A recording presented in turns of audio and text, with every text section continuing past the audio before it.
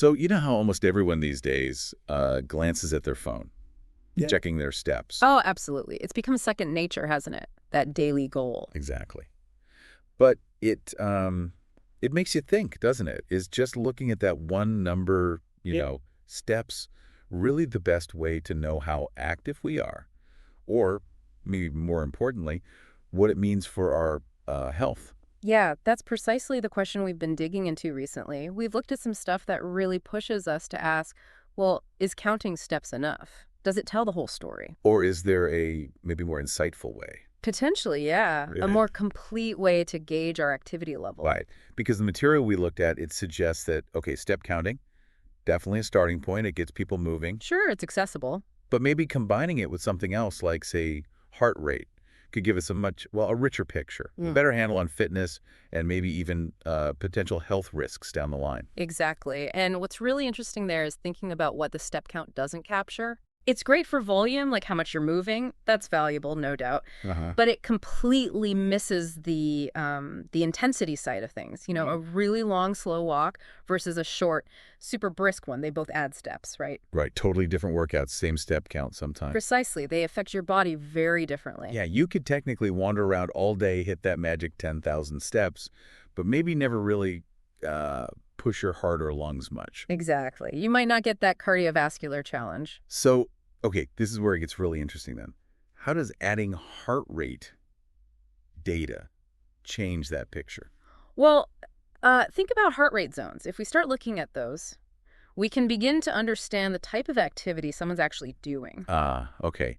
Like moderate versus vigorous. Exactly. And the potential benefits. So, for instance, keeping your heart rate in a moderate zone for a good chunk of time, that's generally great for heart health. Makes sense. Then you have higher intensity stuff, which shows up as a higher heart rate. That can really help improve things like your VO2 max, your aerobic fitness. So knowing both the steps and the heart rate during those steps gives you way more detail about what your body's actually experiencing. A much, much more detailed look, yes. So for everyone listening, this kind of means that, while watching that step number climb is motivating, and that's good. It is good, yeah. Don't want to discount But maybe it's not the only thing to focus on. There could be this whole other layer of really useful info that heart rate data adds. And that brings up a really key point, I think, about the data we get from our gadgets. Hmm. Are we maybe oversimplifying things by just zeroing in on that one easy number? Like, are we missing important signals Yeah. about how hard we're actually working? Could be. Signals about exertion levels and what they actually mean for our health. It definitely makes you pause and think, right?